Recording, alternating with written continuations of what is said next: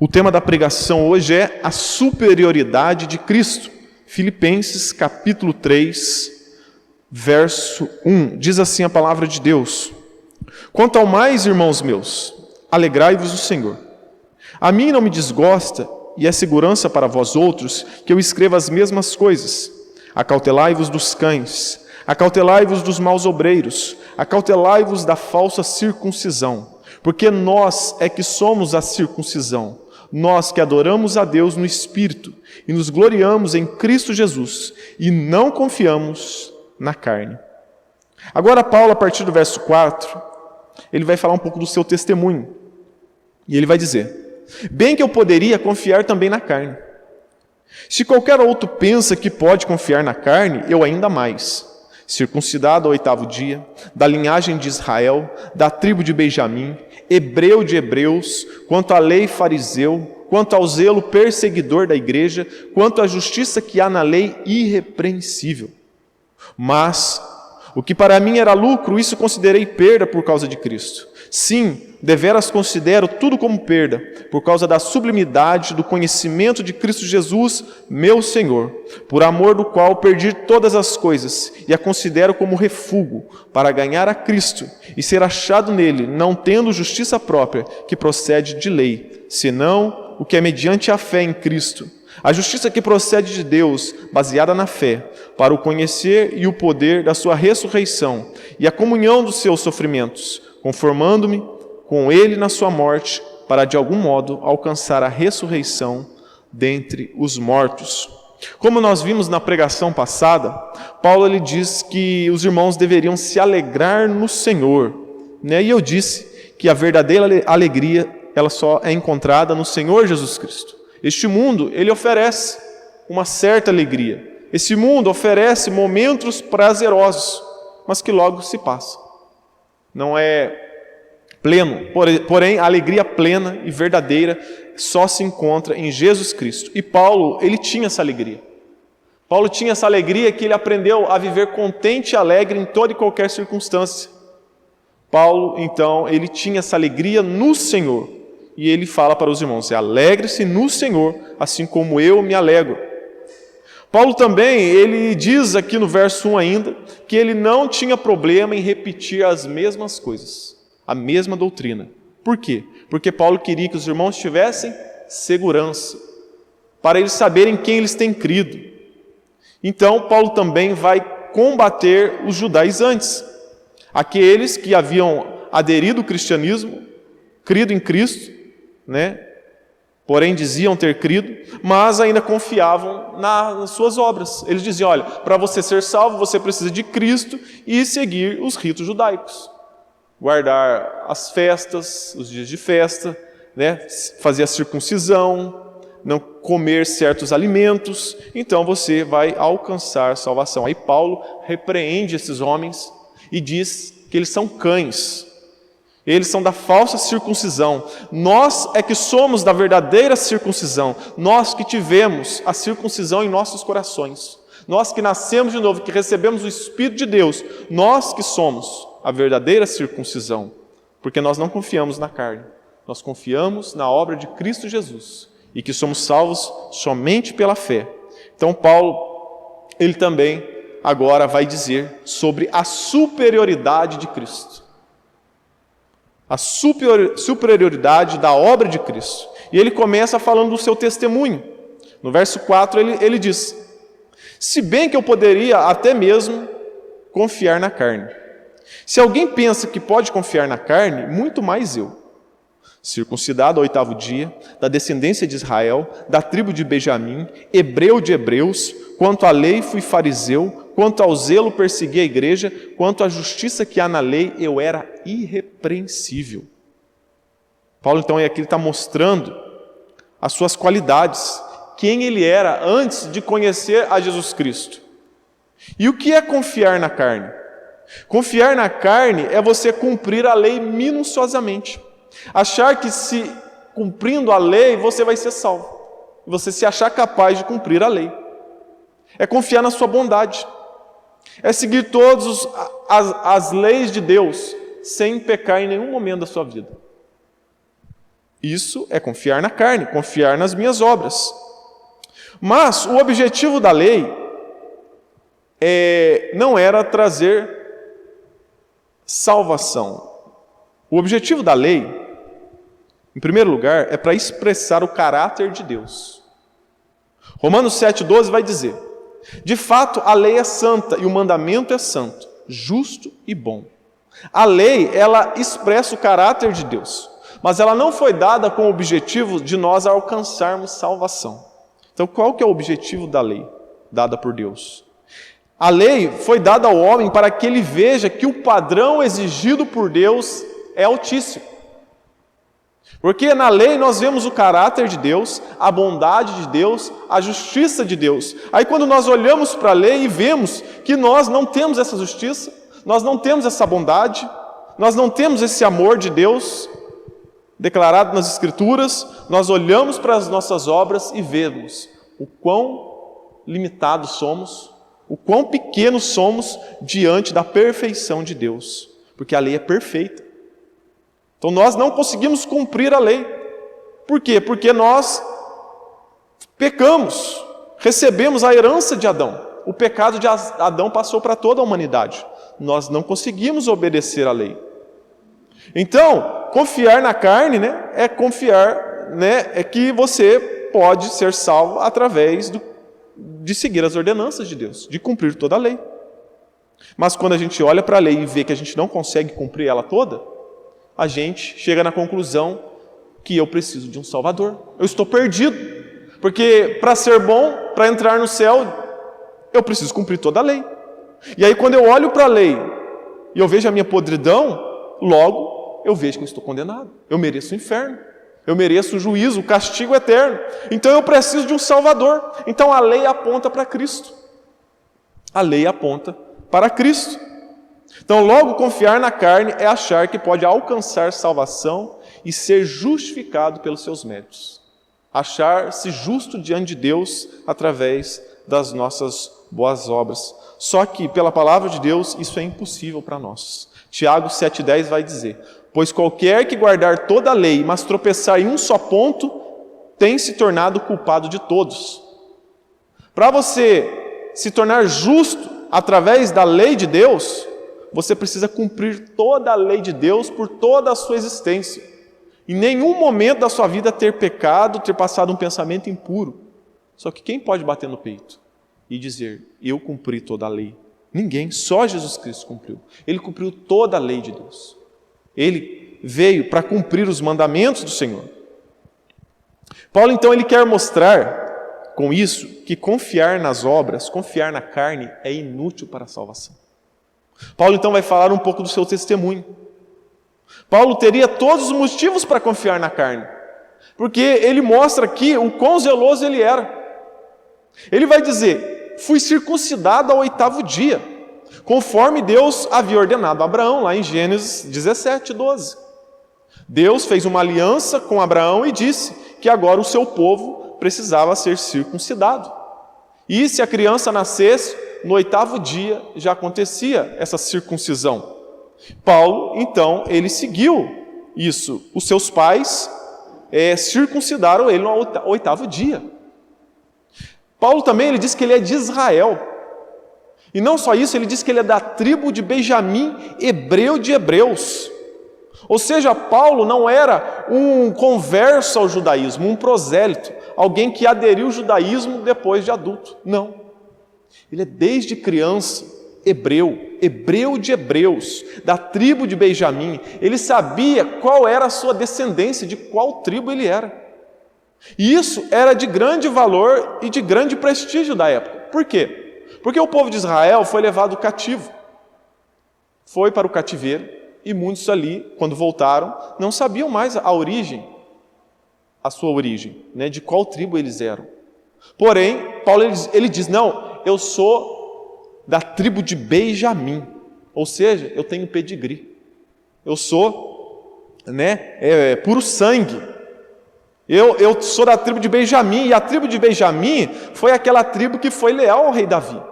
Em Israel houve uma divisão, reino do sul e reino do norte. O reino do sul foi composto pela tribo de Judá e a tribo de Benjamim. Então ele está dizendo, eu sou da tribo de Benjamim, aquela que foi fiel e leal ao rei Davi. Você se lembra de Benjamim? Benjamim foi o segundo filho de Raquel. Raquel era a esposa que Jacó amava.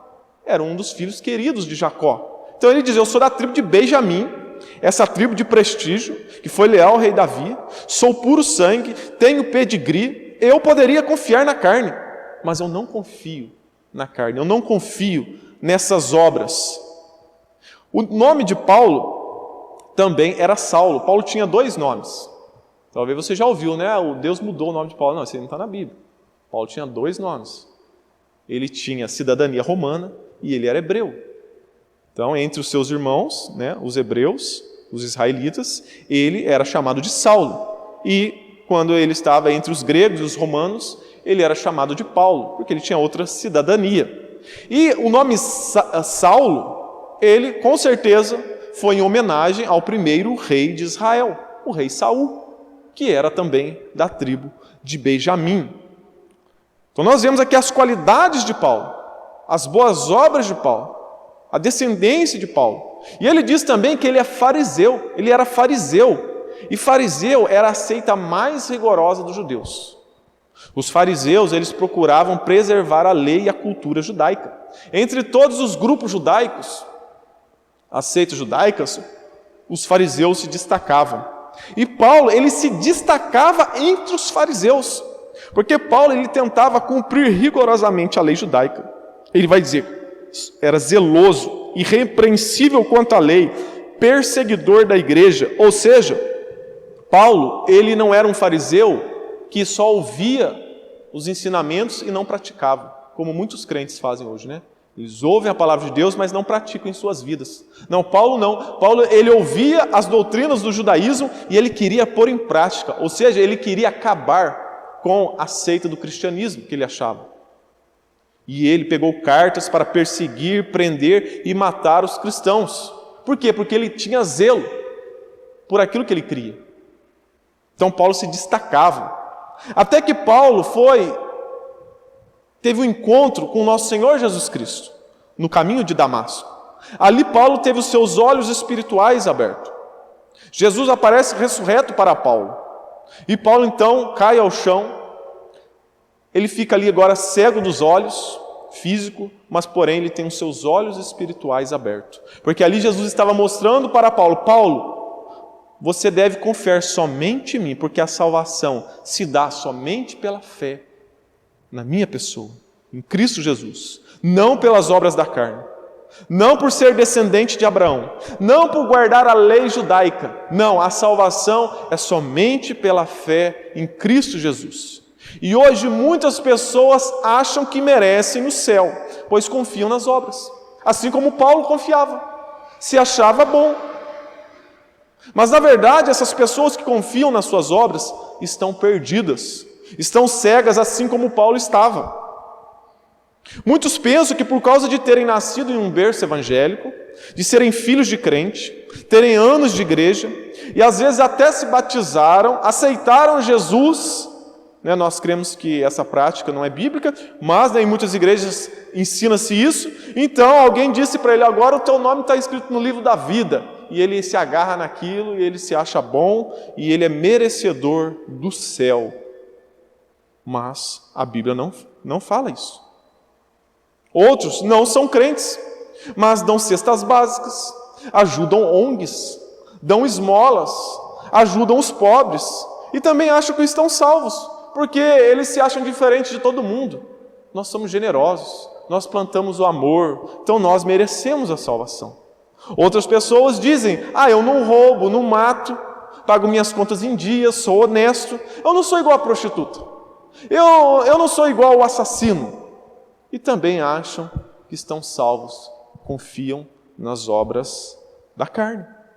Essas pessoas confiam em suas obras para a salvação e não conhecem o verdadeiro evangelho de Cristo Jesus. E isso é resultado de inúmeras falsas igrejas, inúmeros falsos pastores que não apresentam a lei de Deus, que não confrontam o pecado das pessoas.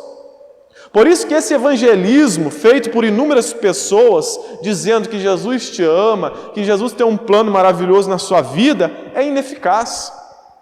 É um evangelismo antibíblico. Isso é ineficaz. Imagine, está lá o empresário, está lá no sinal, dinheiro na conta, saúde em dia, os filhos abençoados, viajando para lá e para cá, né, todo feliz. Aí você chega lá no sinal e diz: "Oh, Jesus te ama". Ele fala: que bom, nossa, está tudo dando certo na minha vida, tenho dinheiro na conta, saúde, meus filhos, está tudo bem, e ainda Jesus me ama. Eu estou bem, estou muito bem, né? Como dizem, né? Estou bem na fita, né? Estou muito bem. E ele não enxerga o seu pecado, ele não enxerga o seu problema, né? O seu problema espiritual, que ele, se não crer em Jesus Cristo, ele está perdido, ele vai para o inferno com dinheiro e tudo, com saúde e tudo. Então o evangelismo bíblico é o evangelismo de Jesus. E nós temos o exemplo do evangelismo de Jesus lá quando Jesus se encontra com o jovem rico. O jovem rico chega diante de Jesus e pergunta: mestre, o que eu preciso fazer para ser salvo? Aí o que Jesus faz? Jesus te ama, eu te amo. Não, Jesus diz para ele, apresenta a lei para ele. O que diz a lei? Apresentou a lei para mostrar o pecado dele. O que diz a lei? Aí ele diz, né, não matarás, não roubarás, e vai dando uma lista dos mandamentos. E aí o jovem diz: eu cumpro isso desde a minha mocidade, ou seja, eu sou bom, eu cumpro, eu mereço então o céu, eu estou salvo. Aí Jesus desvenda o coração dele, dizendo: então vai, ser perfeito, vende tudo que tem e dê aos pobres. A Bíblia diz que naquele exato momento ele foi embora e se entristeceu porque ele tinha muitos bens. Jesus mostrou para ele que ele não amava a Deus sobre todas as coisas, ele amava mais o dinheiro dele, ele era avarento, do que a Deus. Quebrou o primeiro mandamento. Ele não se preocupava com o próximo, ele não amava o próximo, ele não se preocupava com os mais necessitados. Quebrou o segundo mandamento, não amou o próximo. Mentiroso. Então, como que Jesus evangelizou? Apresentando a lei de Deus. Você quer evangelizar alguém? Mostre para ele a lei de Deus. Mostre para ele a condição dele, que ele está em pecado. E os fariseus, os escribas, eles confiavam na lei, achavam que eram cumpridores da lei.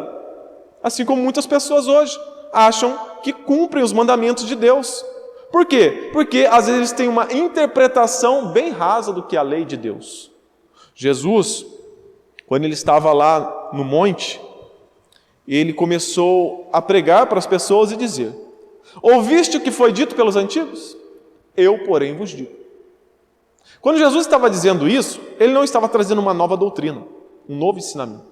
Ele estava corrigindo a falsa interpretação dos escribas e fariseus.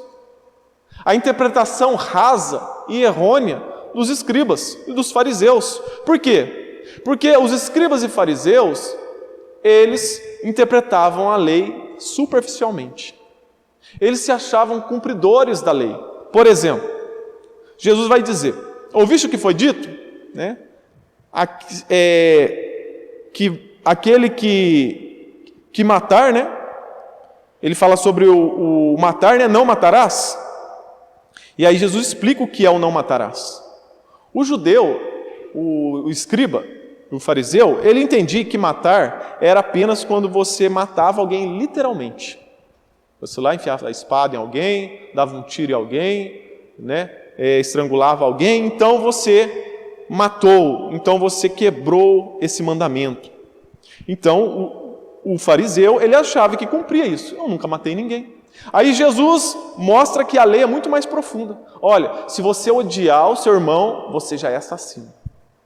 Você já matou. Mostrando que a lei é muito mais profunda. O fariseu também entendia que adulterar era apenas quando acontecia o ato. Quando ele estava ali com outra mulher, adulterando. Aí Jesus vai mostrar: não, a lei é muito mais profunda. Se você, no seu coração, cobiçar outra mulher que não seja sua esposa, você pecou, você é adúltero. Você quebrou a lei de Deus. Então, os fariseus eram hipócritas, eles não cumpriam a lei de Deus, mas eles achavam que cumpriam, porque eles tinham uma interpretação rasa e superficial da lei de Deus. Em segundo lugar, no verso 7, então Paulo agora ele começa a falar da superioridade de Cristo. Mas o que para mim era lucro, passei a considerar perda por amor de Cristo.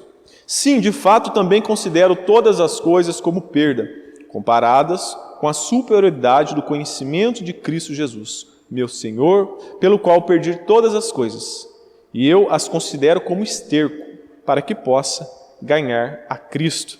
Aqui no verso 7 ele diz: mas o que para mim era lucro, passei a considerar perda. Passei a considerar perda. Ou seja, tudo que eu tinha, tudo que eu conquistei foi perda de tempo. Esse tempo que eu passei no meio da seita dos fariseus foi perca de tempo, comparado com o que eu tenho hoje em Cristo Jesus. Com o conhecimento de Cristo, eu perdi tempo estando lá naquela seita, perseguindo a igreja. É como hoje, se você passasse ali 4, 5 anos fazendo teologia em uma igreja que é herética, que prega um falso evangelho. Passou 4 anos da vida perdido. Ou você às vezes passa 4 anos em uma igreja aprendendo um monte de baboseira. Perca de tempo. É como você lê o livro, herético, Bom Dia Espírito Santo, de Benny. Passa o mês inteiro lendo um livro herético. Você perdeu o seu tempo. Então Paulo entendia que aquilo que ele havia conquistado, tudo aquilo que ele tinha, ele considerava como esterco, comparado com o conhecimento de Jesus Cristo. E esterco aqui é um eufemismo para o número 2 que você faz no banheiro. A palavra no original tem sentido, algo bem pesado. Cristo é tão grande, Cristo é tão superior, o conhecimento de Cristo é tão grande que comparado com qualquer coisa desta terra, é como esterco, como o número 2 que você faz no banheiro. É isso que Paulo está dizendo. Comparados com a superioridade do conhecimento de Cristo, meu Senhor, pelo qual perdi todas essas coisas. E aqui então Paulo ele entendeu que ele encontrou um tesouro. Aqui nós vemos a superioridade de Cristo Jesus. Paulo aqui está querendo nos mostrar, assim como Cristo nos mostrou lá em Mateus 13, a preciosidade do reino de Deus. Que é como um homem que encontra um tesouro, esconde uma terra, e aí ele vai e vende tudo que tem para comprar aquela terra, porque naquela terra está um ouro que ele achou. Então ele achou coisa melhor, uma terra cheia de ouro. Ele vende tudo que tem e investe naquela terra. É como também uma pessoa que tem várias pérolas preciosas, mas aí ele encontra uma pedra que é muito mais preciosa que todas aquelas que ele tem. E aí ele vende todas as suas pedras preciosas para comprar aquela única pedra preciosa. É o que Paulo está querendo nos mostrar, que Cristo, o conhecimento de Cristo é superior a tudo que existe nesse mundo. Por exemplo, às vezes você tem um Fusquinha, você gosta muito do seu Fusquinha. E hoje em dia o Fusca até que está caro, Mas vamos dizer que você aí agora foi contemplado, você ganhou uma Lamborghini, uma Ferrari. Agora seu Fusquinha não vai ter tanto valor assim. Porque agora você tem uma Lamborghini, você tem uma Ferrari. Não tem muito mais valor o Fusquinha. Paulo então diz, eu as considero como esterco. Tudo que eu tinha como, fezes humanas. Cristo é tão superior que todas essas coisas comparadas a Ele são como esterco. Então Paulo entendeu isso. Entendeu a superioridade de Cristo, do conhecimento de Cristo. Nós vemos isso também que os apóstolos, como Pedro, Tiago e João, também deixaram tudo por causa do conhecimento de Cristo, por causa de Cristo. Deixaram a sua empresa de pescaria. Nós vemos também Mateus, que era publicano, trabalhava para o governo. É como se fosse hoje alguém concursado. Ele abandonou a sua carreira para seguir a Cristo. Muitos na Bíblia nós vemos que perderam bem, deixaram tudo para trás, até a própria vida, para seguir a Cristo, porque todos esses entenderam a superioridade de Cristo. Paulo entendeu isso. E eu e você devemos reconhecer a superioridade de Cristo. Nós devemos reconhecer a soberania de Deus e a superioridade de Cristo sobre tudo e sobre todos. Entender que Jesus é mais precioso do que tudo que existe nesse mundo. Paulo entendeu e reconheceu isso. Ele vai dizer lá em Filipenses capítulo 1, no verso 21, o viver é Cristo e o morrer é lucro. Filipenses 1, 23, estar com Cristo, o que é infinitamente melhor. Não é um pouco melhor, é infinitamente melhor. Paulo reconhece isso. Precisamos então conhecer o Jesus da Bíblia. Hoje existem vários Jesus. Paulo está dizendo então, olha, todo esse conhecimento que tem no mundo, tudo que eu tinha quando era fariseu, comparado ao conhecimento de Cristo, de quem Cristo é, tudo é pequeno. E eu quero que vocês conheçam esse Jesus que eu conheci.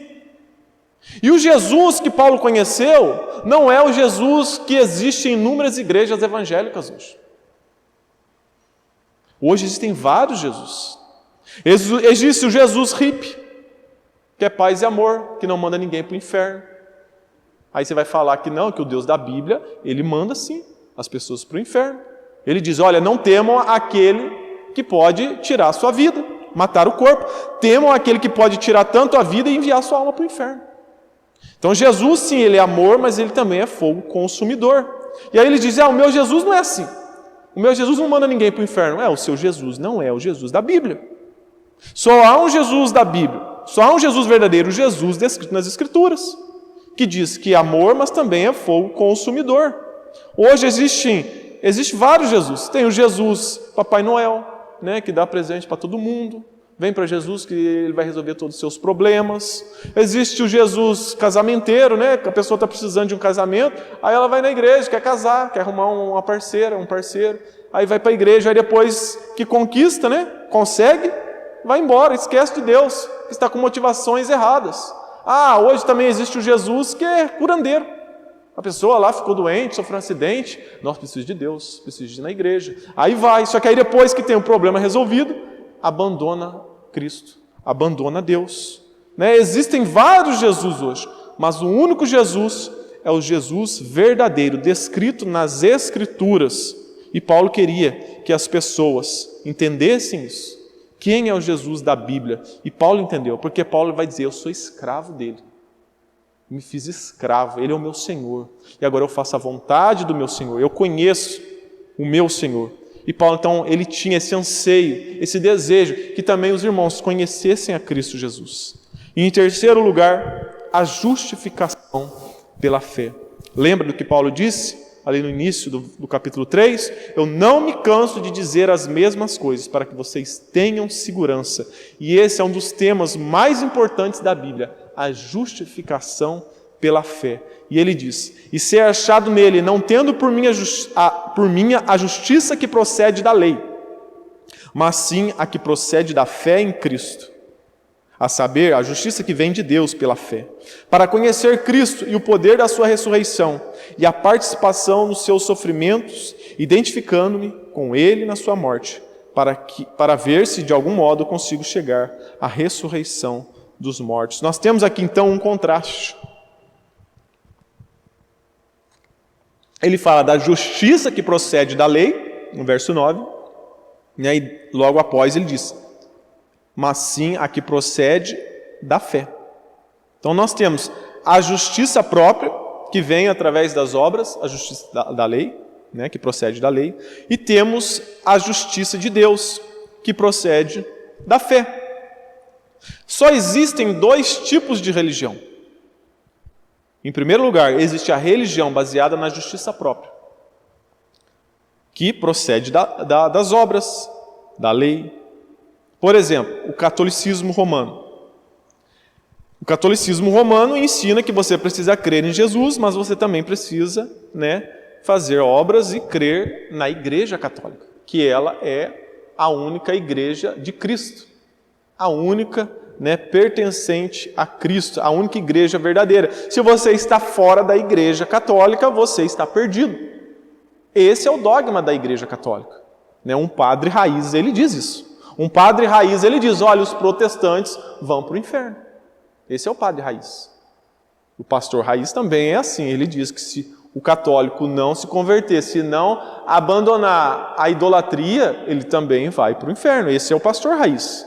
Não é o que nós vemos hoje, um monte de pastor Nutella e padre Nutella, que eles vão em um evento na TV, aí a fé deles é totalmente contrária, aí no final lá, Deus te abençoe, continue aí fazendo a sua heresia, você também faz a sua, tudo por conta do politicamente correto. Mas o catolicismo, ele diz que para você ser salvo, você precisa de Jesus, mais Maria, mais crer na igreja, mais crer nos santos. E isso é uma religião baseada na própria justiça, que não salva. Assim também o Espiritismo. O Espiritismo diz que para você ser salvo, você precisa fazer caridade, dar a cesta básica, você precisa reencarnar, Aí você vai se tornando uma pessoa melhor até você alcançar a salvação. No budismo a mesma coisa, você tem que alcançar o nirvana, treine a sua mente, pratique o bem. No adventismo também, olha, creia em Jesus, mas também guarde o sábado. Não coma carne de porco. Aceite as profecias da nossa falsa profeta, Ellen White. Senão você não vai ser salvo. No islamismo a mesma coisa. Seja obediente ao Alcorão e a Maomé. Senão você não vai encontrar salvação. E hoje muitas igrejas evangélicas seguem o mesmo rumo. Crê em Jesus Cristo, mas também você precisa fazer a sua parte. Cristo não é suficiente. Você precisa crer em Jesus, mas também você precisa fazer a sua parte. Não. No Evangelho de Cristo Jesus, na doutrina de Cristo, não tem isso. Na doutrina de Cristo, Ele é suficiente. Eu creio, a salvação é somente dada pela fé em Cristo Jesus. Pessoas hoje vivem assim e não têm segurança da sua salvação. Pessoas vivem inseguras, porque elas não têm certeza da salvação. Por quê? Porque elas confiam nas obras. Olha, para eu ser salvo, eu preciso ser bom. Eu preciso fazer boas coisas para então eu alcançar salvação. Só que ela vive na insegurança, porque a salvação está na mão dela. Ela não tem certeza da salvação. Ela não tem certeza. Por exemplo, ela tem que tomar cuidado para morrer. Ela tem que morrer no dia que ela está andando tudo certinho.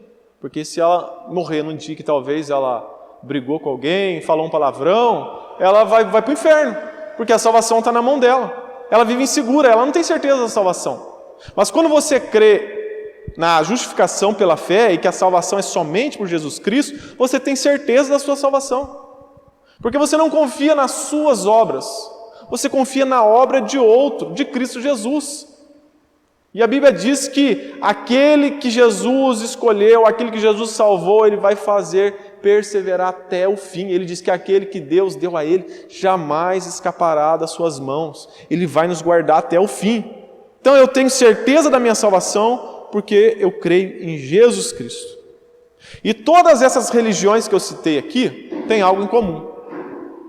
Elas dizem, para você ser salvo, você precisa fazer alguma coisa.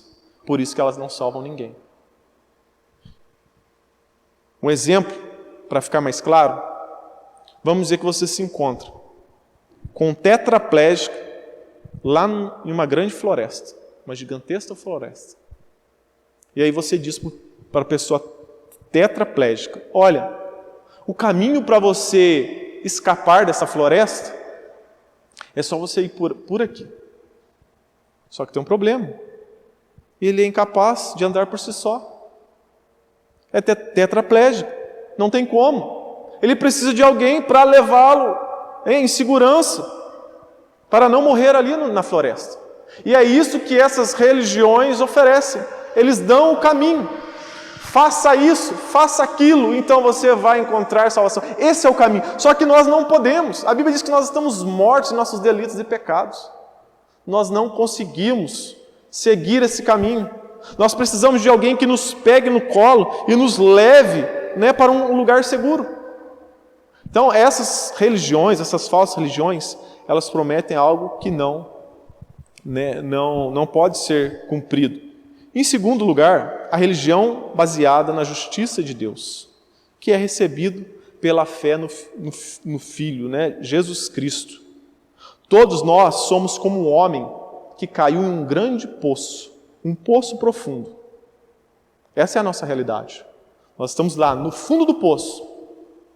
E aí alguém joga uma corda para nós e grita lá de cima: olha, grude na corda para você subir e sair do poço. Só que tem um problema. Eu estou lá no fundo do poço, mas as minhas mãos estão quebradas, o meu braço quebrado, pernas quebradas, eu não consigo segurar na corda. Então o que acontece? Aquela pessoa desce lá no poço, retira aquela pessoa que está toda quebrada, né, e salva ela. Isso é a justificação pela fé em Jesus Cristo. Não há mérito nosso em sair do poço. O mérito está em quem nos tirou do poço. E esse que nos tirou do poço, do fundo do poço, foi Jesus Cristo. O homem não poderia subir até Deus, então Deus desceu até o homem para o levar para o céu. Isso é a justificação pela fé, reconhecer, confiar nos méritos de outro, nos méritos de Jesus Cristo. Reconhecer que não importa o que fazemos, somos incapazes de agradar a Deus, por conta das nossas obras e dos nossos méritos. Só podemos ser declarados justos diante de Deus através da obra de Cristo. Quando cremos nos méritos de Jesus Cristo, não nos nossos, porque não temos nenhum. Porque a Bíblia diz que as nossas boas obras são como trapos de imundícia, como um absorvente usado, não serve para nada. Então, o escrito de dívida que era contra nós, quando nós cremos na obra de Cristo, o escrito de dívida é cancelado. Jesus paga a nossa dívida. Jesus paga a nossa conta. Agora nós estamos livres da condenação do inferno. Talvez você pense desta maneira: olha, será que é justo eu viver aqui 70, 80 ou 100 anos no pecado e passar uma eternidade no horror eterno, na condenação eterna? Sim, é justo. É justo, sabe por quê? Porque talvez você não tenha a noção da gravidade do seu pecado. O nosso pecado é gravíssimo. Por exemplo, vamos dizer que aparece uma barata aqui. Aí você pisa na barata. Não tem consequência nenhuma. A barata não tem nenhum valor. Né? As pessoas vão ficar até alegres. Louvado seja Deus. Apareceu um para matar aquela barata. Aquele bicho nojento. Não tem consequência nenhuma. Mas, por exemplo, se você dá um chute em um cachorro, as consequências já vão aumentando. Tem pessoas que defendem os animais. Eu gosto de animal, né? Eu tenho um cachorrinho. Vou ficar bravo de ver alguém maltratando um animal. Dependendo da pessoa, você pode até apanhar. Vamos dizer que você resolve dar um soco ou um tapa no rosto de um lutador de MMA, né? Do Alex Poatan aí, que está batendo todo mundo aí. Com certeza você vai sair todo quebrado. As consequências já aumentaram. Se você der um tapa no rosto do Vladimir Putin, ali, aquele líder ali da Rússia, com certeza você não sairá vivo da presença dele ou vai passar a vida inteira preso. As consequências já aumentaram. Mas imagine agora o nosso pecado diante do Deus eterno, todo-poderoso, Criador dos céus e da terra, que a Bíblia diz que é santo, santo, santo. A nossa dívida é impagável porque nós pecamos contra um Deus eterno, então a nossa dívida é eterna. Por isso que nenhum dinheiro do mundo pode pagar a nossa dívida. Somente o sangue de Jesus Cristo. A nossa gravidade é enorme.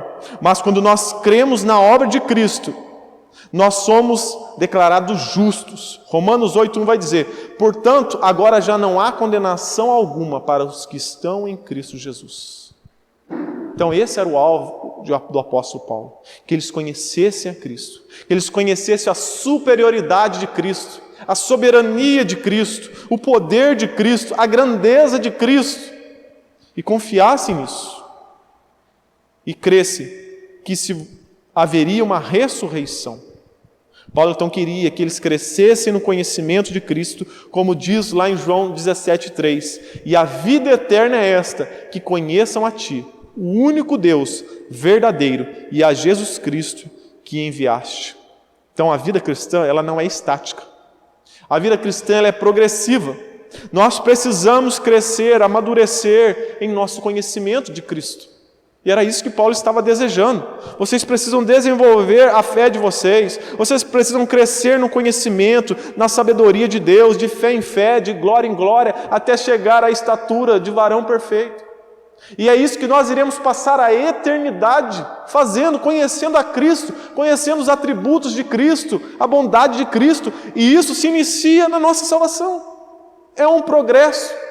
Estamos no processo de santificação e isso vai culminar na glorificação, na ressurreição. Então, quando nós recebemos o Espírito Santo de Deus, quando nós somos salvos através da fé em Cristo Jesus, nós iremos ter uma vida transformada. Nós passaremos a ter sede pelas coisas de Deus, pela palavra de Deus, pela busca de Deus. Se isso ainda não aconteceu na sua vida, clame por misericórdia hoje. Clame a Deus.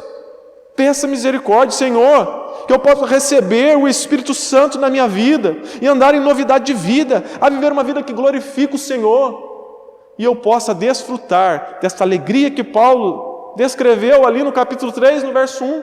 Essa alegria no Senhor. Nós só teremos alegria no Senhor no dia que nós conhecermos verdadeiramente Cristo. Quem Ele é, o que Ele é, os atributos dEle, o quão poderoso Ele é. Então nós teremos a alegria do Senhor. Por isso que é de grande importância nós estarmos em uma igreja onde o verdadeiro Jesus é pregado. Hoje, infelizmente, existem poucas igrejas que pregam o verdadeiro Jesus. Paulo queria, então, experimentar também a ressurreição. Ele aguardava a morte. E ele entendia que a morte não era o fim. A morte era um passaporte para a verdadeira vida. A vida eterna. Por quê? Porque aqueles que estão em Cristo, eles irão vencer também a morte. João 11:25 vai dizer: eu sou a ressurreição e a vida. Quem crê em mim, mesmo que morra, viverá. E todo aquele que vive e crê em mim, jamais morrerá. Era nisso que estava então a confiança e a esperança do apóstolo Paulo, na graça de Deus. E para encerrarmos, temos aqui o exemplo do filho pródigo. O filho pródigo, ele está ali na casa do seu pai, junto com o seu irmão mais velho. E o filho mais novo, então, pede a herança do pai. E a Bíblia diz que ele vai e gasta todo o seu dinheiro, toda a sua herança. Chega ali no fundo do poço. Perdeu tudo. E ele chega ao ponto de estar passando fome e desejar comer a comida dos porcos. E ele nem isso ele teve. Aí ele caiu em si. O que eu estou fazendo? Eu vou voltar para a casa do meu pai, porque até os servos do meu pai, os escravos do meu pai, são bem tratados lá, tenho que comer. Então eu vou voltar diante do meu pai e reconhecer que eu errei, reconhecer que eu não mereço mais nada, e eu quero ser tratado como escravo dele. E a Bíblia diz então que ele volta para casa, diante do pai, só que ele pensava que ele ia ser tratado como escravo. Mas o pai o recebe com todo amor, com toda bondade, e trata ele como filho. A Bíblia diz que ele grita, aos seus servos: trazei depressa a melhor roupa, vestilha, põe-lhe um anel no dedo, alparca nos pés, trazei também um bezerro cevado, matai-o, comamos e regozijemo-nos, porque este meu filho estava morto e reviveu, tinha se perdido e foi achado. Então ele recebeu essa graça, essa bondade do pai. Por quê? Porque ele reconheceu que ele não tinha nada. Sou um pobre pecador, miserável, quero ser tratado como um escravo. E ele recebeu muito mais do que ele merecia. Quando nós reconhecemos a nossa podridão, que nós somos maus, que nós não temos méritos nenhum diante de Deus, nós recebemos muito mais do que nós merecíamos. Porque o que nós merecíamos era a morte e o inferno. Porque o salário do pecado é a morte. Mas Deus nos deu Cristo Jesus, nos deu a salvação. Deus não só nos livrou do inferno, porque a nossa dívida era impagável, mas também a obra de Cristo nos colocou no céu. Não tínhamos saldo na conta. Então, o que Jesus Cristo fez por nós é gigantesco. Ele pagou a dívida eterna, nos tirou do inferno. Agora nós estamos no meio do caminho. Agora, para você entrar no céu, você não tem mérito.